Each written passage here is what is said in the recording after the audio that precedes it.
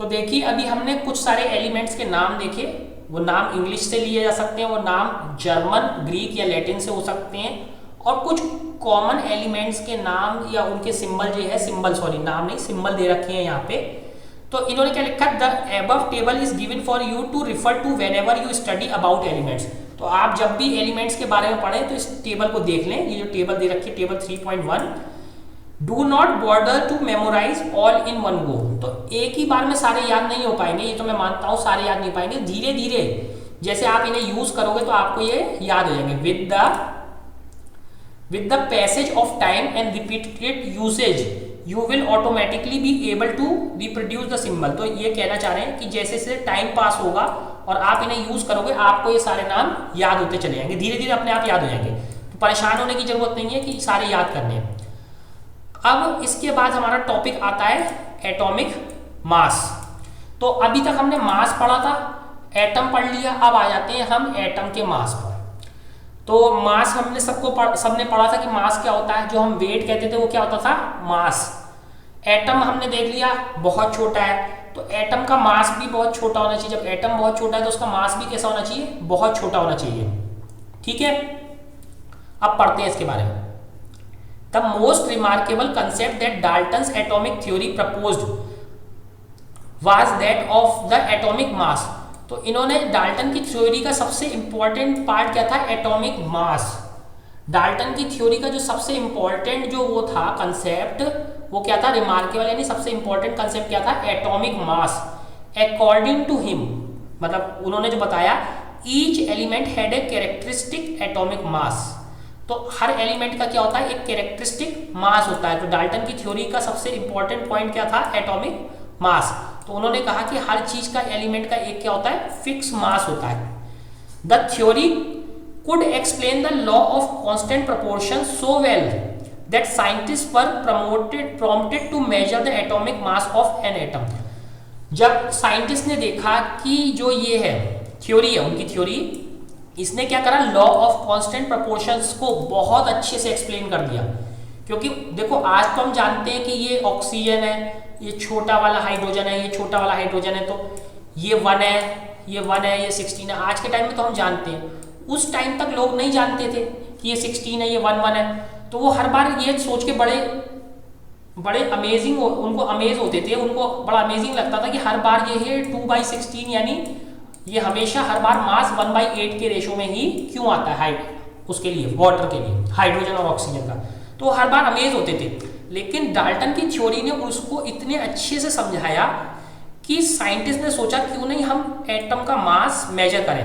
तो वो प्रॉम्प्टेड हुए, यानी वो सोचने लगे कि क्यों ना हम इसका मास, एटम का मास भी मेजर करें। तो देख रहे हो ना कि उन्होंने, उनकी थ्योरी ने इस चीज को, लॉ ऑफ कांस्टेंट प्रोपोर्शंस को इतनी अच्छे से समझाया कि साइंटिस्ट सोचने लगे कि क्यों ना हम एटम का मास ही मेजर करके देखें। Since determining mass of an individual atom was relatively difficult task, relative atomic masses were determined using the laws of chemical combination and the compounds formed.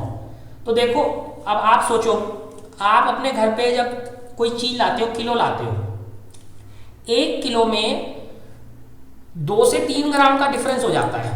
ठीक है, 2 से 3 ग्राम का डिफरेंस हो जाता है। इवन जो उसके पास वेइंग स्केल होता है, उसके ऊपर आप 2-3 छोटे छोटे दाने डाल देना, मान लो जीरे के या किसी चीज के बहुत छोटे छोटे 2-3 दाने डाल देना, सैंड के 2-3 टुकड़े डाल देना। क्या वो इन 2-3 चीजों का मास दिखा पाएगा? नहीं, वो 0 ही दिखाएगा, वो नहीं मेजर कर सकता ऐसे वेइंग स्केल। तो जब आप सोच रहे हो कि जब सैंड के दाने जो बहुत बड़े हैं एटम से, देखो यहाँ देखो, सैंड, ग्रेन ऑफ सैंड, जो कि 1 मीटर में कितने आते हैं, 10 की पावर 4, जबकि एटम्स क्या है 1 मीटर में 10 की पावर 10, तो ये तो 10,000 आ रहे हैं, केवल 10,000 है, और ये 1,000 करोड़। तो जब ग्रेन ऑफ सैंड के 4-5 दाने आप नहीं मेजर कर पा रहे, तो एटम्स कैसे मेजर करोगे उनका मास? तो बहुत डिफिकल्ट हो गया।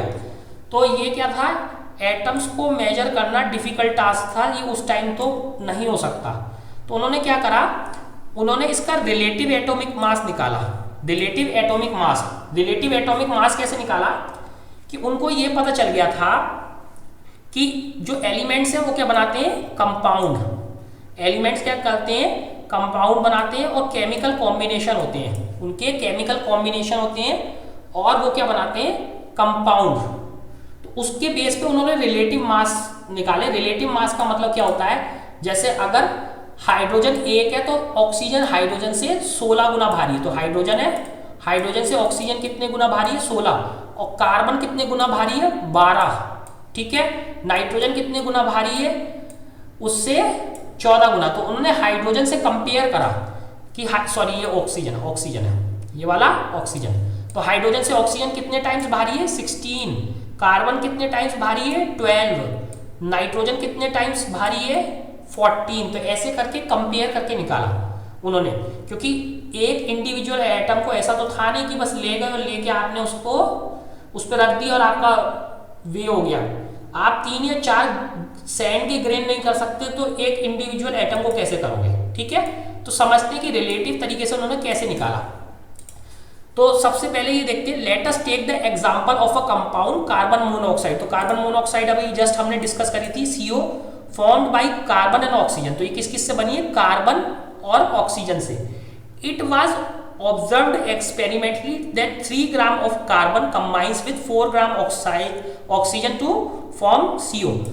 तो इन्होंने देखा कि अगर कार्बन मोनोऑक्साइड को अलग अलग कर ले, ठीक है, तो 3 ग्राम, तो 7 ग्राम जो CO थी, 7 ग्राम CO से क्या बनता है, 3 ग्राम तो हमारी बनी कार्बन और 4 ग्राम क्या बना, ऑक्सीजन। तो ये 2 चीजें बनी। या हम इसको क्या क्या कर सकते थे कि 3 ग्राम कार्बन ले, ठीक है, और उसमें 4 ग्राम जो है हम ऑक्सीजन से उसको रिएक्ट कराएं, तो कितनी बनेगी, 7 ग्राम हमारी CO बन जाएगी, कार्बन मोनोऑक्साइड बन जाएगी। In other words carbon combines with 4/3 times of its mass of oxygen.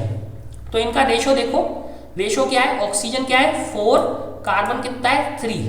तो कार्बन क्या कंबाइन में होता है 4/3 टाइम्स जो है ऑक्सीजन के मास से कंबाइन होता है। तो मल्टीप्लाई करके देखें, तो 3 ग्राम कार्बन था, 4/3 से मल्टीप्लाई करें, 3 से 3 कैंसिल हो गया, तो कितने ग्राम ऑक्सीजन से कंबाइन होगा, 4 ग्राम से। तो 3 ग्राम कार्बन कितने से कंबाइन हो रहा है, 4 ग्राम ऑक्सीजन से। तो कार्बन हमेशा 4/3 जो है टाइम्स मास ऑफ ऑक्सीजन से कंबाइन हो रहा था। Suppose we define an atomic mass unit. तो हमने क्या करा, एक नाम दे दिया एटॉमिक मास यूनिट, ठीक है। Earlier abbreviated as AMU, but according to the latest IUPAC recommendation it is now written as U। तो पहले इसको एटॉमिक मास यूनिट, तो एटॉमिक मास यूनिट, तो एटम से बना एटॉमिक, यानी वो मास आपको पता ही है, यूनिट माने यूनिट जिसमें हम किसी चीज को मेजर करते हैं। तो इतनी छोटी यूनिट जिसमें हम एटम्स को मेजर कर सकें, ठीक है। पहले इसको क्या देखते थे, एटम का A, मास का M, U का U, यूनिट का U, AMU लिखते थे, बट आजकल इसको सिंपली U भी लिखने लगे। तो एटॉमिक मास यूनिट में हम एटम्स को किस में मेजर करते हैं, AMU या U में, एटॉमिक मास यूनिट में, as equal to the mass of 1 carbon atom, ठीक है। तो क्या था कि जो है, suppose we define the atomic mass unit. तो अब एटॉमिक मास यूनिट डिफाइन करते हैं। तो एटॉमिक मास यूनिट डिफाइन करते हैं, तो पहले किससे लिखा जाता था, AMU से, आजकल किससे जा रहा है, U। तो एक AMU क्या है, it is now written as U as equal to the mass of 1 carbon atom. तो एक कार्बन का एटम ले लेते हैं, एक कार्बन का एटम ले लिया, कौन सा एटम लिया, कार्बन का, और इसके मास को हमने क्या कह दिया, 1 AMU या 1 U, इसे कह दिया हमने 1 U, ठीक है, equal to mass of 1 carbon atom. Then we would assign carbon atomic mass of 1 U। तो कार्बन का कितना हो गया, 1 U, एंड ऑक्सीजन का कितना हो गया, 1.33 U। तो कार्बन का कितना लिया था हमने, 1 U लिया, तो ऑक्सीजन का कितना आ जाएगा हमारा, 4/3 था ऑक्सीजन का, अभी हमने देखा था ना 4/3 आया था, 4/3 का कितना हो गया, 1.33। तो ऑक्सीजन का 1.33 U हो गया, कार्बन का 1 U।